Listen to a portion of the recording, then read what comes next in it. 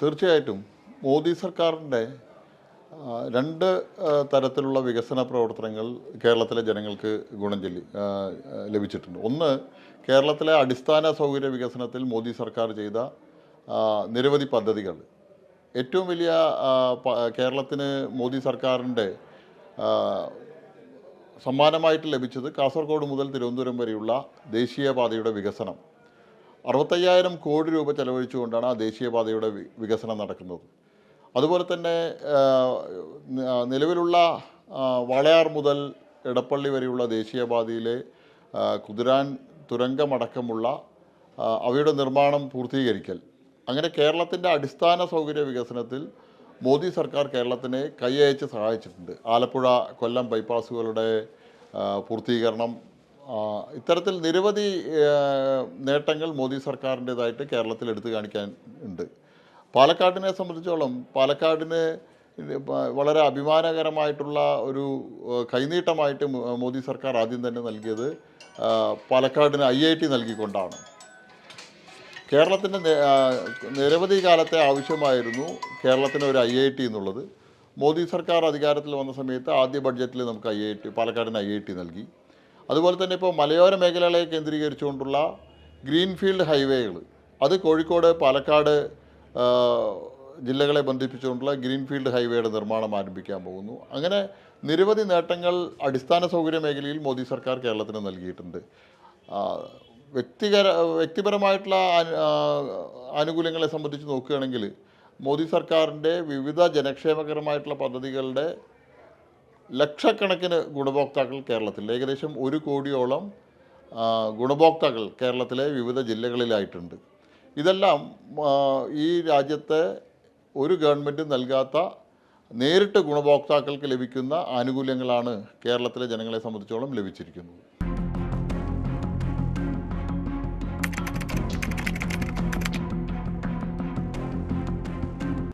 ഇടതുപക്ഷവും കോൺഗ്രസും തമ്മിൽ എന്താ വ്യത്യാസം? ഇന്ത്യ സഖ്യത്തിൻ്റെ INDA സഖ്യത്തിൻ്റെ 2 ഘടകകക്ഷികളാണ് അവർ. കേരളത്തിൽ മാത്രമാണല്ലോ പരസ്പര മത്സരം. ബംഗാളിൽ ഒന്നിച്ചിട്ടാണ് മത്സരിക്കുന്നത്. ബംഗാളിൽ സീതാറാം CPMൻ്റെ സംസ്ഥാന സെക്രട്ടറിയുടെ പ്രചരണത്തിൻ്റെ ചുക്കാൻ പിടിക്കുന്നത് കോൺഗ്രസിൻ്റെ നേതാവാണ്, അധീർ രഞ്ജൻ ചൗധരിയാണ്. അപ്പോൾ 2 മുന്നണിയും തമ്മിൽ കേരളത്തെ ജനങ്ങൾക്ക് മാത്രമേ രണ്ടായിട്ട് തോന്നുന്നുള്ളൂ. പക്ഷേ കേരളത്തിന് പുറത്ത് ഇത് രണ്ടുപേരും ഒന്നാണ്. കേരളത്തിലെ ജനങ്ങളും അത് തിരിച്ചറിഞ്ഞ് തുടങ്ങിയിരിക്കുകയാണ്. BJPയെ സംബന്ധിച്ചോളം INDA സഖ്യത്തിൻ്റെ 2 ഘടകകക്ഷികളും ഒരേപോലെയാണ്.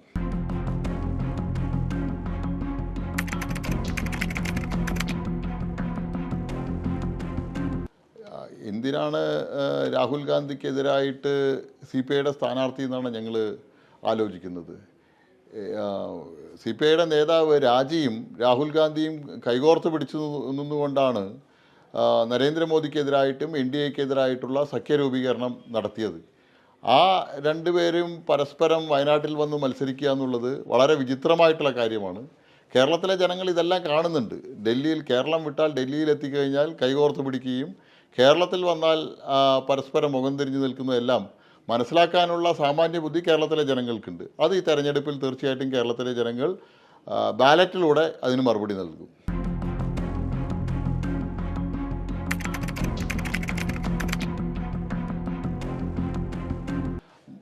നരേന്ദ്രമോദിക്ക് അനുകൂലമായിട്ട് വലിയൊരു മാറ്റം കേരളത്തിലെ ജനങ്ങളുടെ ഇടയിൽ, പ്രത്യേകിച്ച് സ്ത്രീ വോട്ടർമാരുടെ ഇടയിൽ.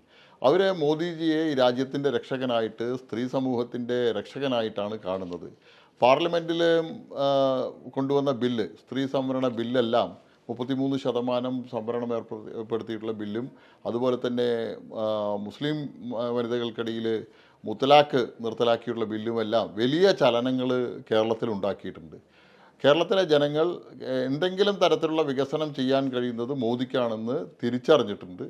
അതാണ് ശ്രീ നരേന്ദ്രമോദിജി കേരളത്തിൽ വരുന്ന സമയത്ത് എല്ലാവരെയും അത്ഭുതപ്പെടുത്തുന്ന രീതിയിലുള്ള വലിയ വരവേൽപ്പ് മോദിജിക്ക് കേരളത്തിൽ ലഭിക്കുന്നത്.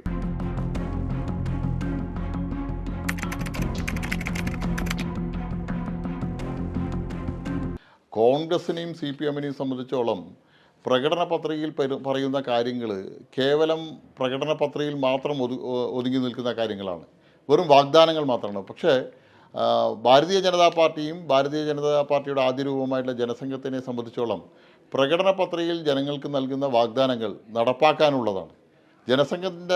ജനസംഘത്തിൻ്റെ കാലം മുതൽ പിന്നീട് BJP വന്നത് മുതൽ ഞങ്ങളുടെ പ്രകടന പത്രികയിൽ ജനങ്ങളുടെ മുന്നിൽ ഞങ്ങൾ വയ്ക്കുന്ന വാഗ്ദാനങ്ങളാണ് 370-ാം വകുപ്പ് റദ്ദാക്കും, ഈ രാജ്യത്ത് അയോധ്യയിലെ രാമക്ഷേത്രം നിർമ്മിക്കും, അതുപോലെ തന്നെ പൗരത്വ ഭേദഗതി ബില്ല് ഈ രാജ്യത്ത് കൊണ്ടുവരും. ഇതെല്ലാം BJPയുടെ പ്രകടന പത്രികയിലുള്ള കാര്യങ്ങളാണ്. ഒരു തെരഞ്ഞെടുപ്പ് മാത്രം ലക്ഷ്യം വെച്ചിട്ടുമില്ല. കഴിഞ്ഞ തെരഞ്ഞെടുപ്പുകളിൽ ഞങ്ങൾ ജനങ്ങൾക്ക് നൽകിയ വാഗ്ദാനങ്ങൾ അത് പൂർത്തീകരിക്കുകയാണ് BJP ചെയ്യുന്നത്.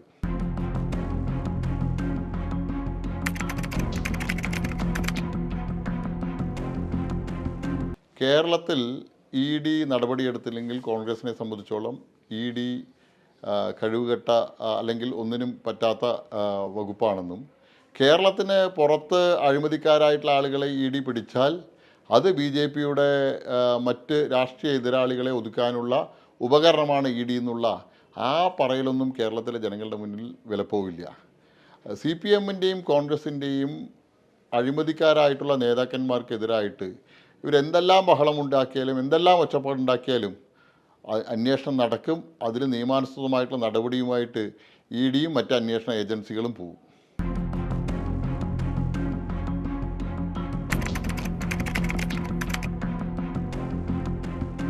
അരവിന്ദ് കേജ്രിവാളിൻ്റെ അറസ്റ്റും തെരഞ്ഞെടുപ്പുമായിട്ട് എന്താ ബന്ധം? അരവിന്ദ് കേജ്രിവാളിന് നിരവധി തവണ സമൻസ് അയച്ചു. അദ്ദേഹം മുങ്ങി നടക്കുകയായിരുന്നു. ഒരു സത്യസന്ധനായിട്ട് തൻ്റെ മടിയിൽ കനമില്ലെങ്കിൽ എന്തിനാണ് കേജ്രിവാൾ മാറി നിൽക്കുന്നത്? കേജ്രിവാളിന് എത്രയോ തവണ അദ്ദേഹത്തിന് നൽകിയ സമൻസ് മടക്കി അദ്ദേഹം EDയുടെ മുന്നിൽ ഹാജരാവാൻ തയ്യാറായില്ല. സ്വാഭാവികമായിട്ടും അത് ഈ രാജ്യത്തെ ഏത് പൗരനായാലും ശരി, ഇത്തരത്തിലുള്ള കേസുകളിൽ സമൻസ് ലഭിച്ചാൽ അന്വേഷണ ഏജൻസികൾക്ക് മുമ്പ് ഹാജരാകുക, അവർക്ക് ആവശ്യമായിട്ടുള്ള വിവരങ്ങൾ കൈമാറുക എന്നുള്ളത് ഈ രാജ്യത്തെ ഒരു പൗരനെ സംബന്ധിച്ചോളം അവൻ്റെ ഉത്തരവാദിത്വമാണ്. അത് മുഖ്യമന്ത്രി ആയാലും ശരി, സാധാരണക്കാരനായ ജനങ്ങളായാലും ശരി. പക്ഷേ അരവിന്ദ് കേജ്രിവാൾ സത്യസന്ധനായാണെന്ന് നടിക്കുന്ന അരവിന്ദ് കേജ്രിവാൾ എന്തുകൊണ്ടാണ് ഇത്രയും കാലം സമൻസ് ലഭിച്ചിട്ടും ED ആവശ്യപ്പെട്ടിട്ടും അവരുടെ മുന്നിൽ ഹാജരാവാൻ തയ്യാറാവാത്തത്? അതുകൊണ്ട് സ്വാഭാവികമായിട്ടും അടുത്ത നടപടികളിലേക്ക് അന്വേഷണ ഏജൻസി പോകും. അതുതന്നെയാണ് ഡൽഹിയിൽ സംഭവിച്ചിട്ടുള്ളത്. കേജ്രിവാളിനെ സംബന്ധിച്ചുള്ള ഓരോ ദിവസവും വന്നുകൊണ്ടിരിക്കുന്ന വെളിപ്പെടുത്തലുകൾ, കേജ്രിവാൾ ഈ രാജ്യത്തിനെതിരായിട്ട് രാജ്യദ്രോഹ ശക്തികൾക്കൊപ്പം നിന്നുകൊണ്ട് എന്തെല്ലാം കാര്യങ്ങളാണ് പ്രവർത്തിക്കുന്നതെന്നുള്ളത് ഈ രാജ്യത്തെ ജനങ്ങൾ ഓരോ ദിവസവും അറിഞ്ഞു വരികയാണ്. കേജ്രിവാൾ ഒരു രാജ്യദ്രോഹപരമായിട്ടുള്ള പല കാര്യങ്ങളും ഈ രാജ്യത്തിനകത്ത് മുഖ്യമന്ത്രി എന്നുള്ള നിലയിൽ ചെയ്തു വന്നതായിട്ട് വരുന്ന ദിവസങ്ങളിലും വിവരങ്ങൾ പുറത്തു വരും.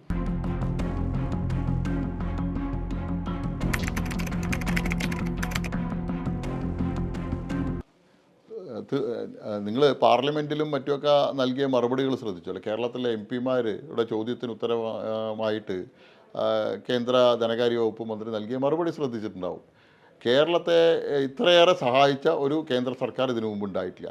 കഴിഞ്ഞ UPA സർക്കാരിൻ്റെ 10 വർഷത്തെ UPA സർക്കാരിൻ്റെ കാലത്ത് നൽകിയതിനേക്കാളും എത്രയോ ഇരട്ടി സഹായമാണ് കേന്ദ്രം കേരളത്തിന് നൽകിയിട്ടുള്ളത്. ഏറ്റവും അടുത്ത് 3500 കോടി രൂപ കഴിഞ്ഞ ആഴ്ചയാണ് നൽകിയത്. ആ 3500 കോടി രൂപ കേന്ദ്രം നൽകിയിട്ടില്ലെങ്കിൽ കേരളത്തിൻ്റെ ഖജനാവ് പൂട്ടി മുഖ്യമന്ത്രിയുടെയും മറ്റ് മന്ത്രിമാരുടെയും ഓഫീസെല്ലാം പൂട്ടി അവർ വീട്ടിൽ പോയിരിക്കേണ്ട സ്ഥിതി വരികയായിരുന്നു. പക്ഷേ കേന്ദ്രത്തിൻ്റെ പരിധിക്കുള്ളിൽ നിന്നുകൊണ്ട് കേരളത്തിന് എല്ലാവിധ സഹായവും ചെയ്യുന്നുണ്ട്.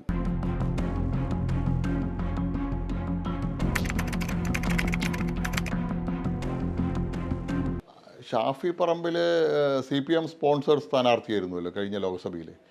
ശ്രീധരൻ സാർക്കെതിരായിട്ട് ഷാഫി പറമ്പിലിനെ വിജയിപ്പിക്കാൻ കോൺഗ്രസ്സുകാരെക്കാട്ടും വാശിയോടുകൂടി പ്രവർത്തിച്ചത് CPM-ആണ്. CPM-ൻ്റെ നേതാവായിട്ടുള്ള ശ്രീ AK ബാലനും അതുപോലെ തന്നെ DYFIയുടെ സഖാക്കളുമെല്ലാം ഷാഫി പറമ്പിൽ ജയിച്ച സമയത്ത് കോൺഗ്രസ്സുകാരെക്കാളും ഏറ്റവും അധികം ആഹ്ലാദിച്ച ആളുകളാണ്. ഫേസ്ബുക്ക് സോഷ്യൽ മീഡിയയിലൂടെയും പത്രപ്രസ്താവനയിലൂടെയും അവരുടെ ആഹ്ലാദം അവർ പങ്കുവെച്ചതാണ്. അപ്പോൾ ഷാഫി പറമ്പിലും CPM-ൻ്റെ സ്ഥാനാർത്ഥിയുമെല്ലാം ഞങ്ങളെ സംബന്ധിച്ചോളം ഒരേപോലെയാണ്. ഞങ്ങൾക്ക് രണ്ട് മുന്നണിയും ഒരേപോലെ ഞങ്ങൾ പാലക്കാട് എതിർത്തിട്ടാണ് ഞങ്ങൾ പാലക്കാട് മുന്നോട്ട് പോകുന്നത്. ഷാഫി പറമ്പിലിനെ വിജയിപ്പിച്ചതിൽ പാലക്കാട്ടിലെ ജനങ്ങൾ ഇന്ന് ദുഃഖിക്കുക. കാരണം ശ്രീധരൻ സാറെ പോലെ ഉള്ള ഒരാളെ അന്ന് പരാജയപ്പെടുത്തിയതുകൊണ്ട് പാലക്കാടിനുണ്ടാവുമായിരുന്ന വലിയൊരു വികസനം നഷ്ടപ്പെട്ടു എന്നോർത്ത് അവരിന്ന് ദുഃഖിക്കുകയാണ്. അത് തീർച്ചയായിട്ടും ഭാരതീയ ജനതാ പാർട്ടിക്കും എൻ ഡി എക്കും ഈ ലോക്സഭാ തെരഞ്ഞെടുപ്പിൽ ഗുണകരമായിട്ട് മാറും.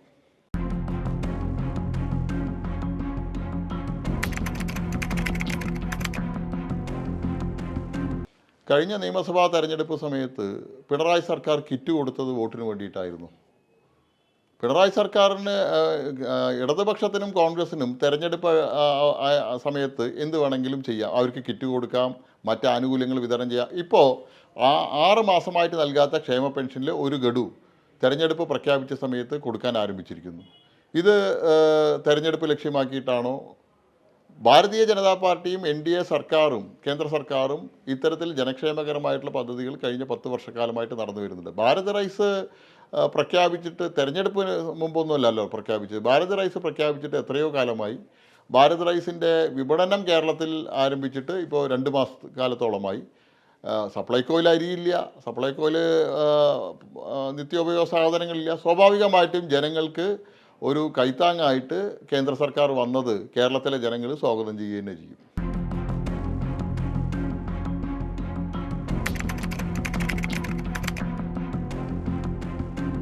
ബഹുമാന്യായിട്ടുള്ള പ്രധാനമന്ത്രി കേരളത്തിൽ വന്ന് 2 തവണ പറഞ്ഞല്ലോ.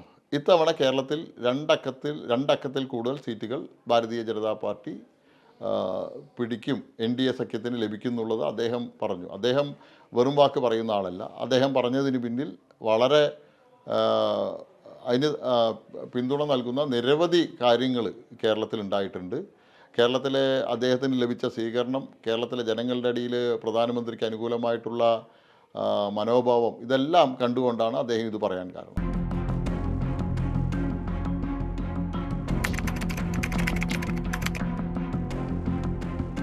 തീർച്ചയായിട്ടും കോൺഗ്രസ് ഇടതുപക്ഷത്തിന് ബദലല്ല, UDF എൽ ഡി എഫിന് ബദലല്ല എന്നുള്ളത് കേരളത്തിലെ ജനങ്ങൾ മനസ്സിലാക്കി കഴിഞ്ഞു. കോൺഗ്രസ് തകർന്ന് തരിപ്പണമായി. ഈ തെരഞ്ഞെടുപ്പോടുകൂടി കോൺഗ്രസ് എന്നുള്ള പ്രസ്ഥാനം ഈ രാജ്യത്ത് നിന്ന് അപ്രത്യക്ഷമാവും. കോൺഗ്രസ്സിന് യാതൊരുവിധ പ്രസക്തിയില്ല. ഇവിടെ ഇടതുപക്ഷത്തിന് ബദൽ NDA ആണ്, BJP ആണ് എന്നുള്ളത് കേരളത്തിലെ ജനങ്ങൾ തിരിച്ചറിഞ്ഞു. NDA വിജയിപ്പിച്ചാൽ മാത്രമേ കേരളത്തിൽ വികസനം വരൂ എന്ന് അവർ ബോധ്യപ്പെട്ടു കഴിഞ്ഞു. തീർച്ചയായിട്ടും ഇടതുപക്ഷത്തിനെതിരായിട്ടുള്ള ഭരണവിരുദ്ധ വികാരത്തിനെതിരായിട്ടുള്ള വോട്ട് ഇത്തവണ NDAക്കാണ് ലഭിക്കുക. LDF സർക്കാരിനെ സംബന്ധിച്ചോളം എല്ലാ രംഗങ്ങളിലും LDF സർക്കാർ പരാജയപ്പെട്ട സർക്കാരാണ്.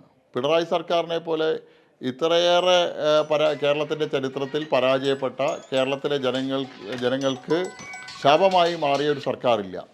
അത് കേവലം സാമ്പത്തിക രംഗത്ത് മാത്രമല്ല, കേരളത്തിൻ്റെ വ്യവസായ രംഗത്ത്, ക്രമസമാധാന നിലയുടെ കാര്യത്തിൽ, വിദ്യാഭ്യാസ രംഗത്ത്, അങ്ങനെ എല്ലാ രംഗത്തും പരാജയപ്പെട്ട ഒരു സർക്കാർ. കേരളത്തിലെ ജനങ്ങൾ ഈ സർക്കാർ ഒരിക്കലും ഇനി കേരളത്തിൽ തുടരരുതെന്ന് ആഗ്രഹിക്കുന്ന ആളുകളാണ്.